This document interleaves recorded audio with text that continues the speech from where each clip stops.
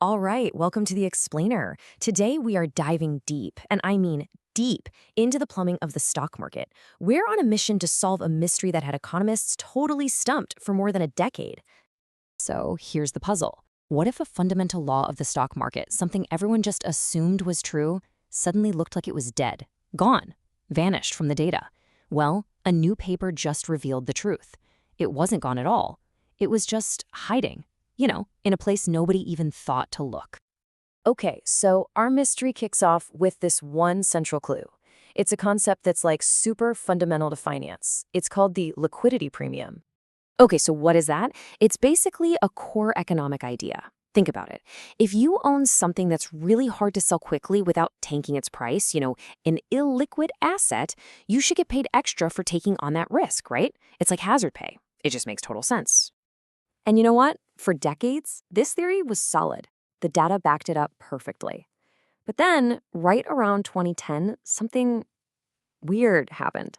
The premium just went flat. Poof, gone.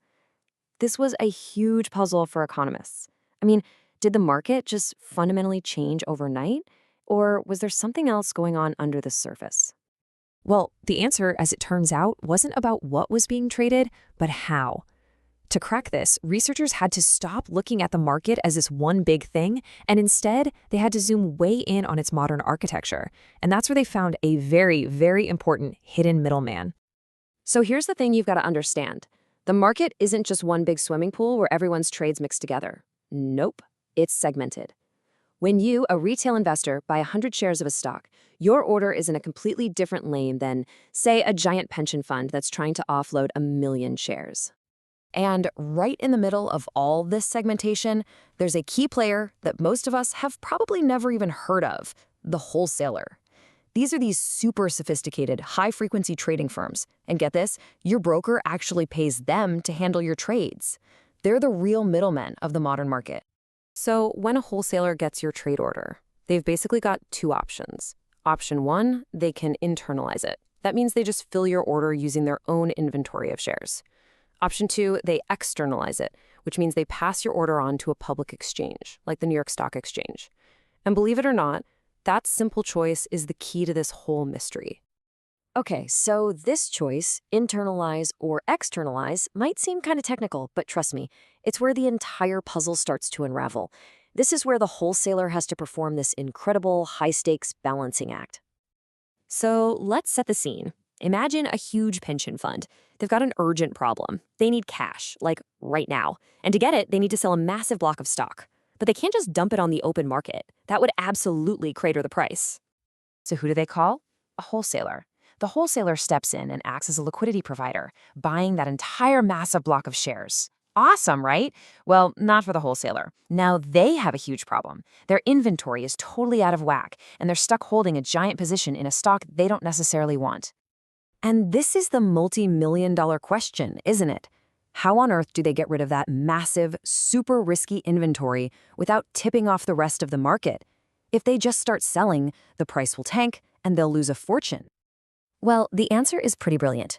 They use us. They tap into that separate stream of retail orders, orders from people like you and me. If they're desperate to sell, they start looking at all the incoming buy orders from retail investors, and they start internalizing more and more of those buys, basically selling their unwanted shares directly to us piece by piece to quietly get that massive position off their books. Now, here's the cool part. This secret balancing act, it's not totally invisible. It actually leaves behind this subtle footprint in the public data. It's a clue. And once researchers figured out how to spot it, well, that changed everything. So they created this new metric with a kind of funny name, MROIB. It stands for Internalized Retail Order Imbalance. And all it really does is measure whether wholesalers are handling more retail buy orders or more retail sell orders for a specific stock on any given day. Simple as that. And get this, when they plotted this retail imbalance against how much it actually costs the big institutions to trade, they found this perfect, unmistakable U-shape. When retail orders were balanced, about the same number of buys and sells, it was cheap for institutions to trade.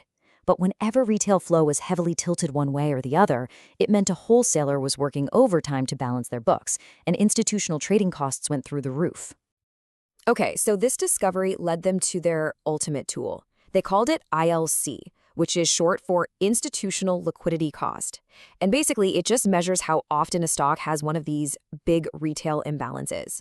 So if a stock has a high ILC, it means the big guys are constantly having to rely on this expensive behind-the-scenes liquidity from wholesalers.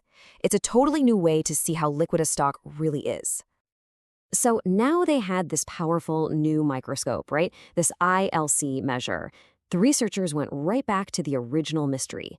Was that liquidity premium really gone? Or was it just invisible to all the old, outdated tools? And the answer was absolutely stunning. Using their new ILC measure, they found it, a clear, significant liquidity premium. Stocks that were genuinely harder to trade, the ones with a high ILC, they offered an extra return of up to 3.2% per year. It had been there the whole time. Just as the authors of the study put it, the premium hadn't vanished at all. It was just hidden by the way the market's plumbing has evolved. The ghost in the machine, it was finally found. Okay, so this is an amazing piece of financial detective work, for sure. But so what? Why does any of this matter to us? What does uncovering this hidden world really mean?